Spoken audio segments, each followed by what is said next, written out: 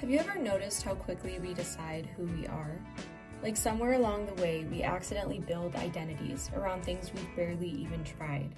We decide that we're not athletic or that we're just bad at public speaking. You'll say things like, I could never do that, or I'm just not the type of person who does something like that. And then somehow those thoughts become facts that we brand ourselves with. Hi everyone, my name is Nadine, and welcome to my first podcast episode. First of all, I know I've been a little MIA for a while now, and I was really surprised that I actually got a lot of messages asking where I disappeared to. So first of all, hi, I am alive. These past few months have honestly been a little all over the place for me. I've been traveling for research and finishing up my courses and finals, doing the whole end of semester chaos stuff. But I am very excited to say that I actually just graduated from college last week, which still feels kind of surreal to say out loud, honestly, but I'm sure I'll get used to it in a few weeks. But while I was going through my direct messages on here recently, I came across a question that someone had sent me about mindset and trying new things and taking risks and neuroplasticity and the role that neuroplasticity plays in that. And it was based on one of the Substack posts that I uploaded.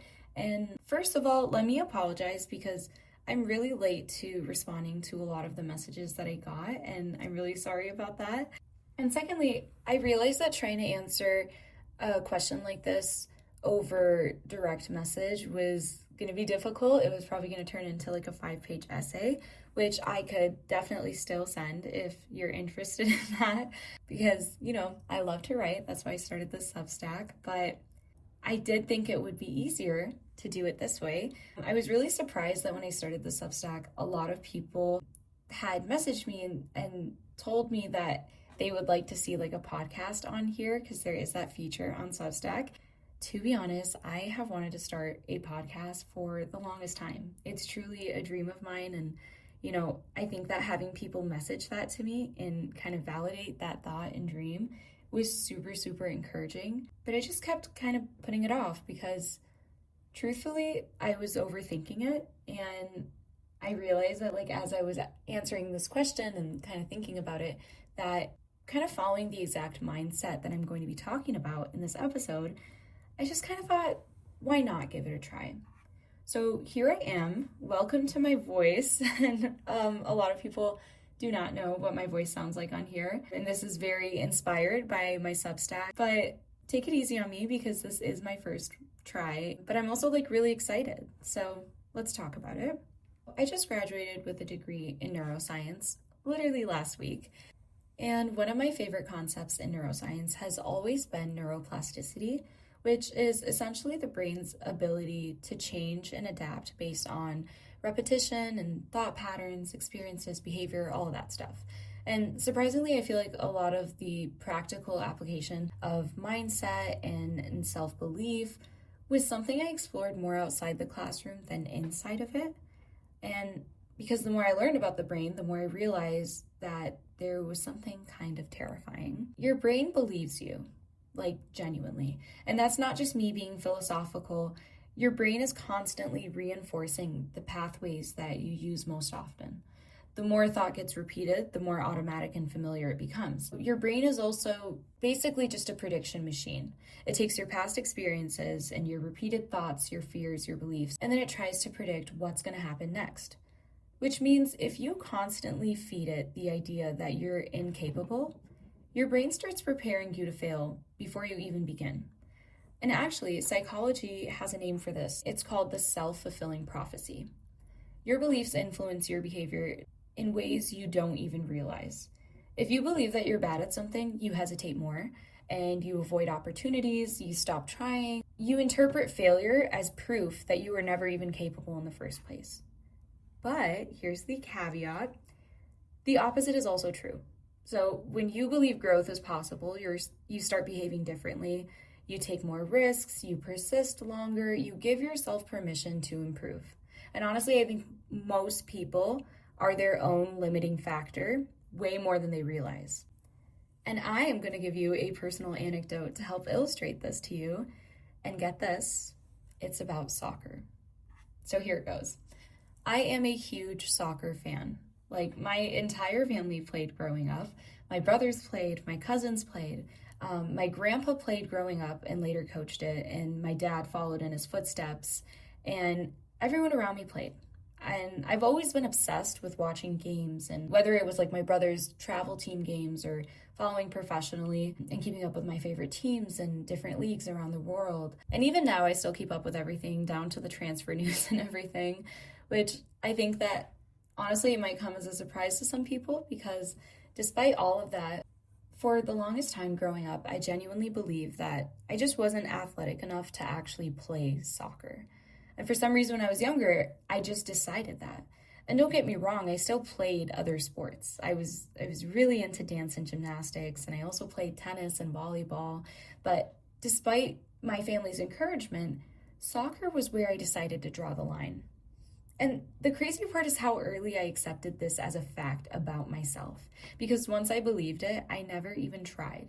I wouldn't even play casually in the backyard with my brothers because in my brain, I had made this decision that that's not me. And I think we do this all the time. We decide who we are before we've even fully tried becoming someone else. So now I want to ask you, how many things in your own life have you already decided are just not you? Because for me, at one point during my senior year of high school, I randomly got this feeling that I really wished I could play soccer.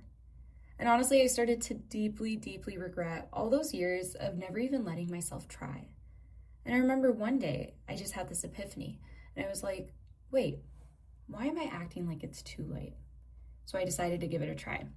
I tried out for my high school's varsity soccer team with literally no real experience besides years of aggressively watching soccer. Most of the people had been playing since they were like 5, and here I was, 17 years old, almost 18, deciding that I was going to kick the ball for the first time. And despite all odds, somehow I made the team. Like, it was in the school newspaper and everything. I think the headline was "Senior makes varsity soccer team with no experience," which now I realize is kind of degrading, but it was a big deal. And honestly, when I look back at it and even telling the story, I am so proud of myself for giving it a shot and believing in myself.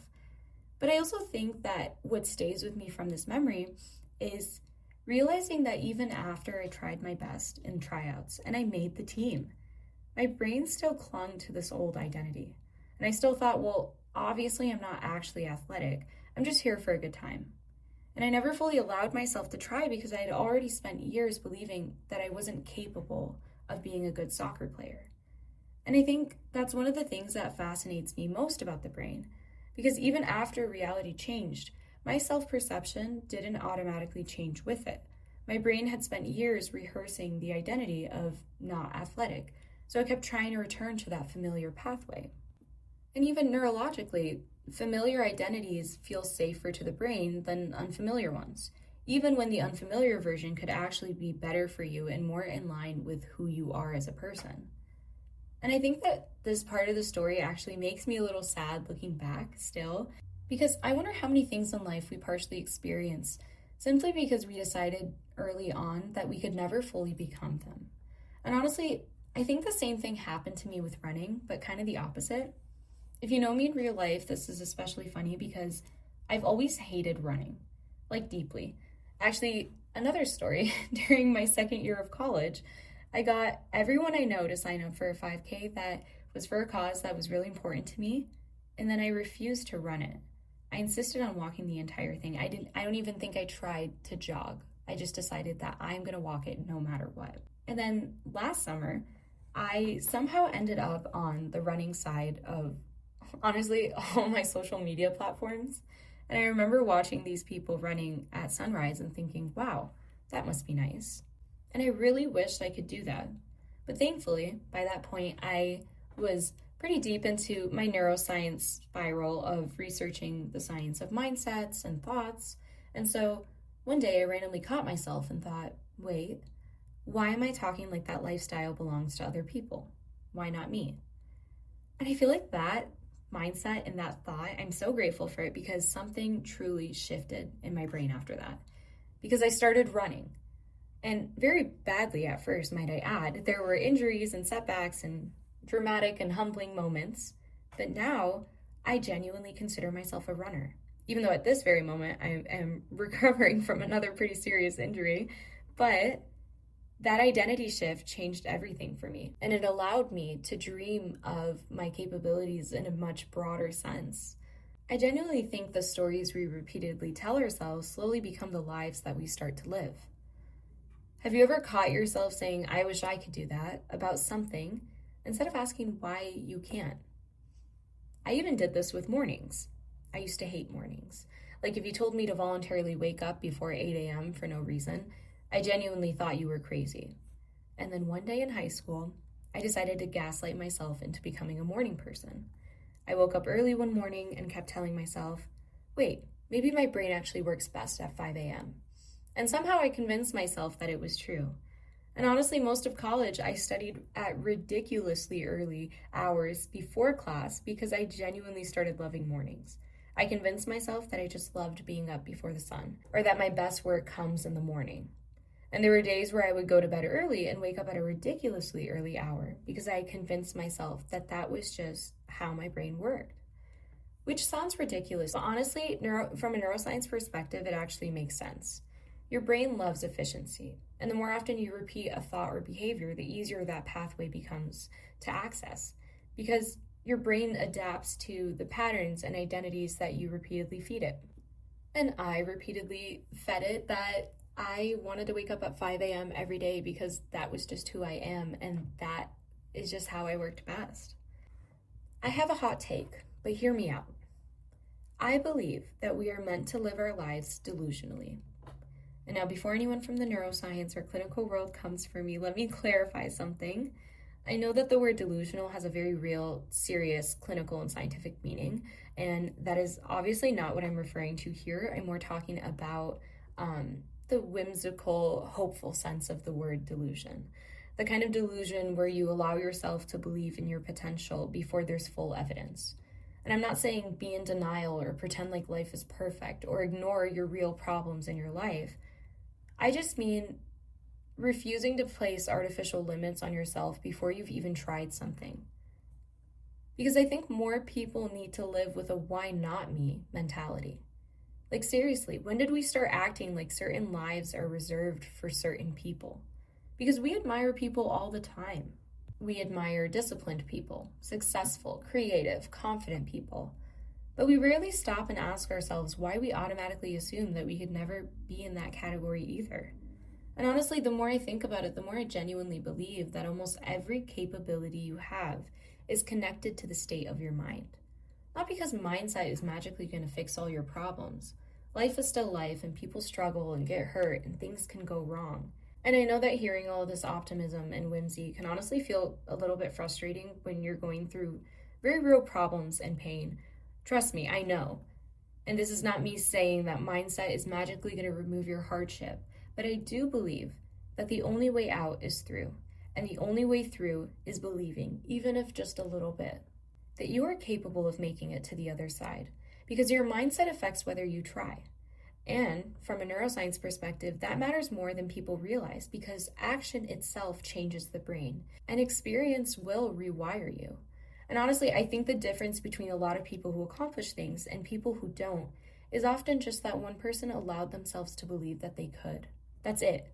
One person thought, why not me? And followed that thought long enough to become someone different. And honestly, what's worse?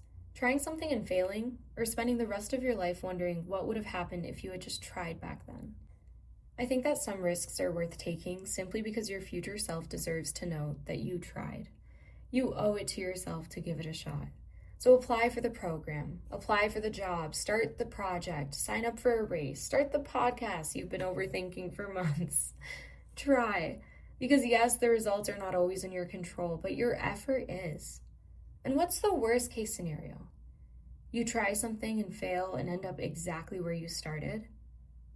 But you won't be where you started, because at least now you know that you gave yourself the opportunity. And at least you were brave enough to become someone different, even if only for a little while. And honestly, I think starting my Substack was one of the biggest examples of this for myself. Because before I started it, I really overthought this. I thought, who's even going to read this? Why does anyone care about what I have to say? And what if no one sees it? Which is ironic because eventually I kind of made peace with the idea that maybe no one would read it, and that's what allowed me to kind of be a little more honest in my vlogs. But I realized that even if that was the case, I would still be happy knowing that I tried because I missed writing, so I posted anyway. And slowly over time, people started to read, and then more people started to read, and now somehow I have this little community on here that genuinely means so much to me. And I get messages from people sharing their thoughts and stories and perspectives on the things that I write. And to be honest, I was so touched and surprised when people even noticed that I had disappeared for a while during these past few months. And for most of you, this is your first time even hearing my voice, which honestly feels kind of surreal because for most people, I'm Nadine from Nadine's Corner that posts a blog. It used to be every week, but as we know, I've been on a little bit of a hiatus, but I am so grateful that I started my Substack because in a lot of ways it rekindled my love for writing and reading. And now this podcast is just another version of that same risk that I took a few months ago. But okay, that was a lot, and I kind of feel like this was more of a voice memo than a podcast. But honestly, maybe that's exactly what I was going for. So if you listen this far, I genuinely want to thank you from the bottom of my heart. And I want to ask for feedback because this is my first podcast. And I genuinely want to improve and make more episodes like this, but kind of cater it to whoever's going to be listening out there. But I do think that maybe this episode was also my way of practicing what I just preached to you. So maybe this is your sign to do the thing that you keep talking yourself out of, because who knows? Okay, thanks so much for listening. Bye, guys.